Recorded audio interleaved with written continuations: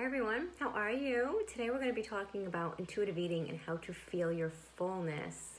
So I not only get asked this question, but I also get told this question quite a bit. People will say to me, I don't know how to feel when I'm full. I don't know really how to stop. I don't really know that feeling. I don't recognize that feeling. And a lot of that comes from the diet industry of just, we've been told to restrict a lot, and then you restrict, and then you end up going a little crazy, which is, otherwise known as binging.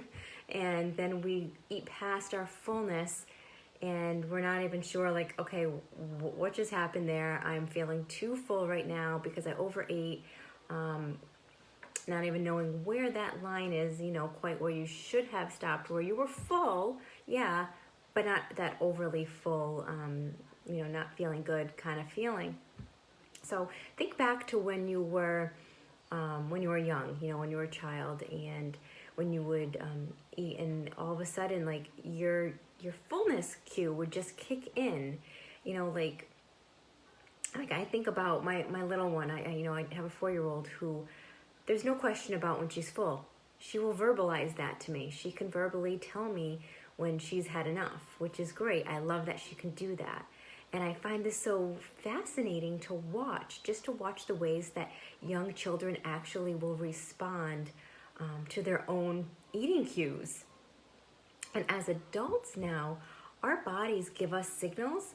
They'll give us the signals of hunger and fullness, and then that's where we start to eat. We start eating according to those signals, and then we stop eating according to those signals, right? Well, in a perfect world, that's what we would be doing. But for many of us, those hunger and fullness signal responses have, there's this pattern, and that pattern has become really complicated for a lot of us. And our eating patterns, they come externally instead most of the time, okay? And some of those are maybe around family rules that you grew up with, like around mealtime, clean your plate kind of thing.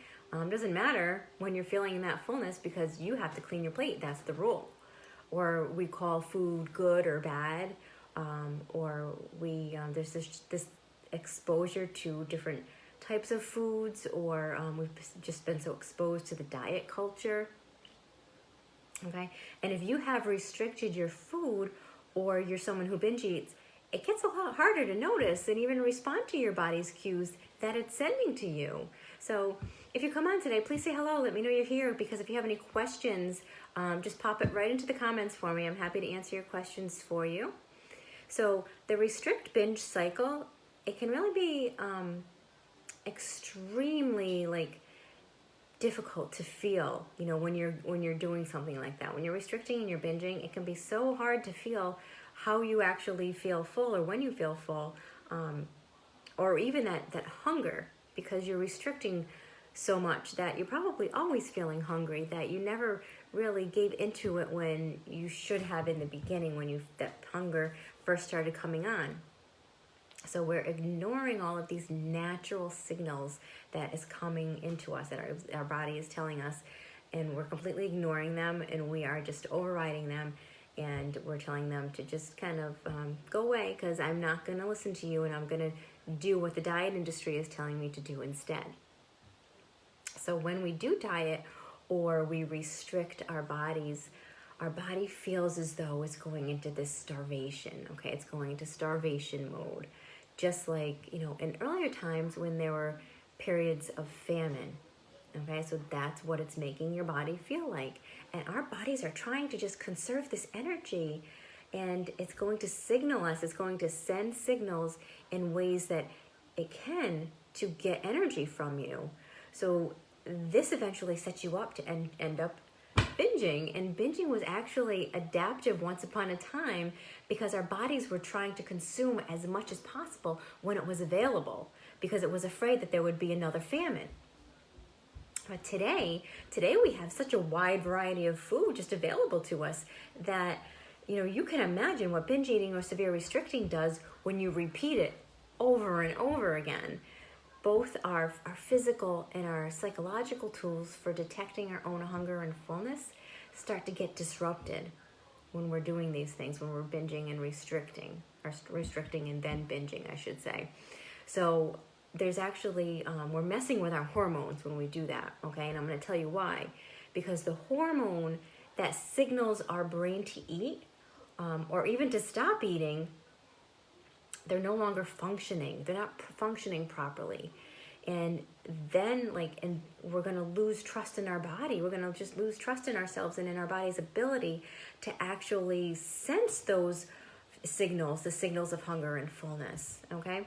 So one of the very first things that you want to do to learn to reestablish that connection with your satisfaction or your satiation and your fullness is to actually distinguish between what might be emotional hunger versus physical hunger.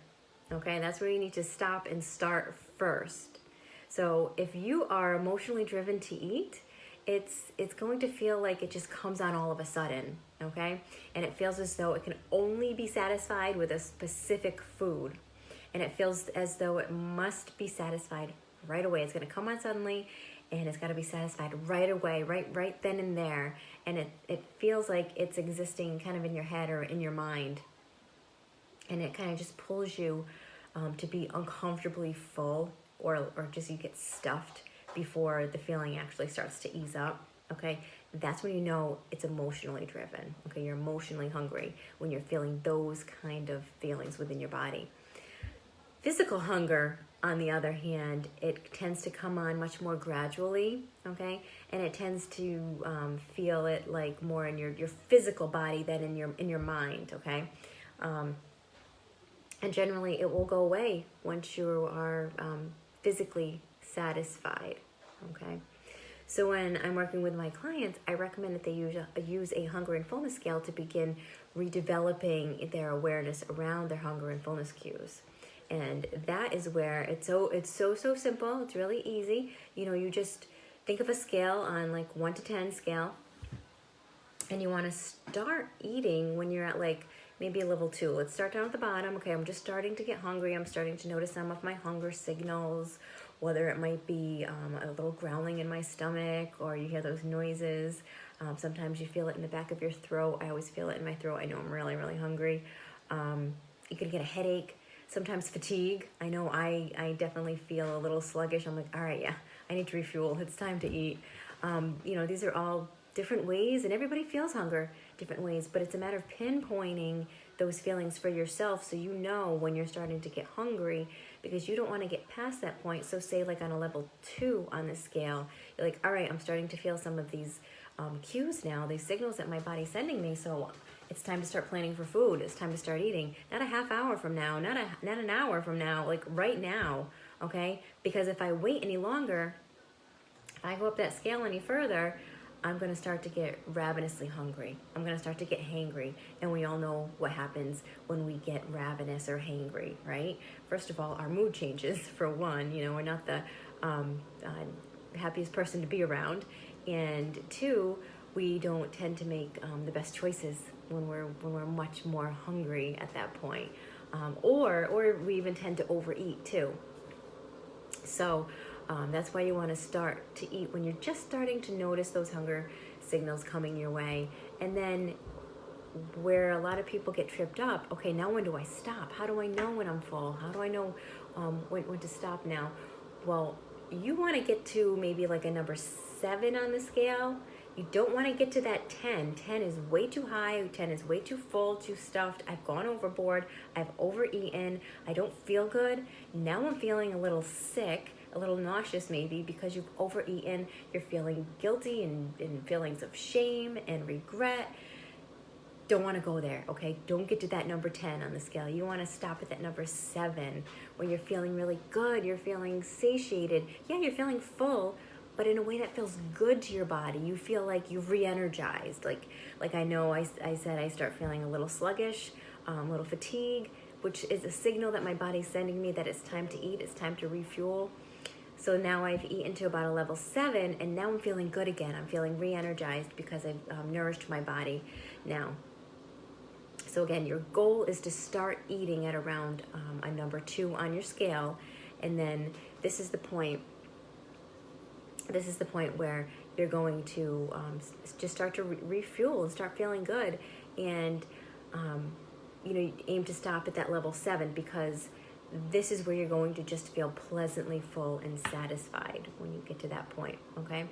And these are those physical sensations that will just go along with, I know they're different for each person because we're all so different, but generally, like, our stomachs do expand some when we eat, and our hormones will signal to our brain that, okay, we've been rewarded now. Okay, we've been rewarded for eating, and it feels good. It feels really good to have nourished ourselves and to nourish our bodies.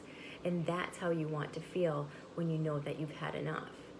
So the hunger and fullness scale is something that can be used either before, during, and after each time that you start eating. And you can practice this, and by practicing this, it helps you to become more aware.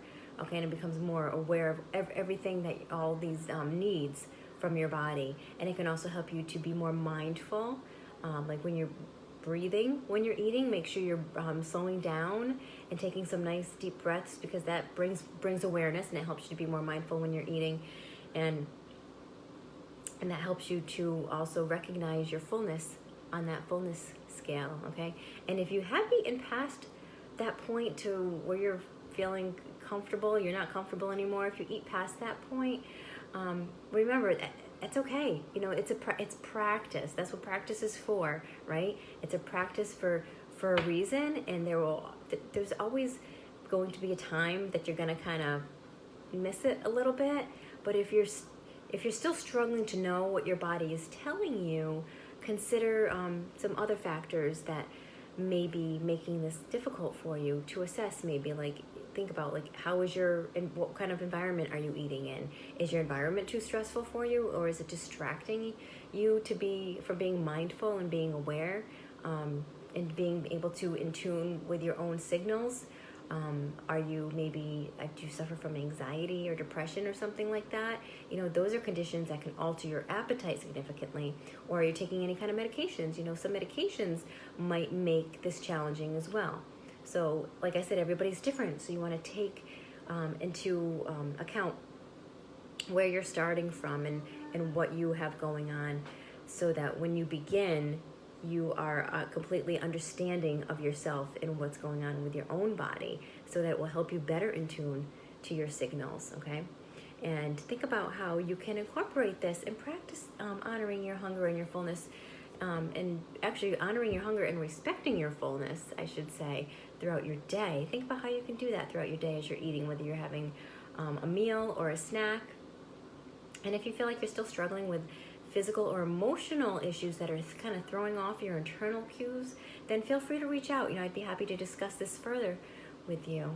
And if you have any questions about this content that I just covered about intuitive eating, or how to honor that hunger and respect that fullness, if you're still a little shaky on it and you're not really sure and you'd like to learn more, or you'd like to be able to practice it better, feel free to reach out. You can PM me, you can leave something in the comments, whichever works best for you. But if there's no questions now, I need to hop off. But I hope you all have a very beautiful day, and I'll talk to you soon. Bye, guys.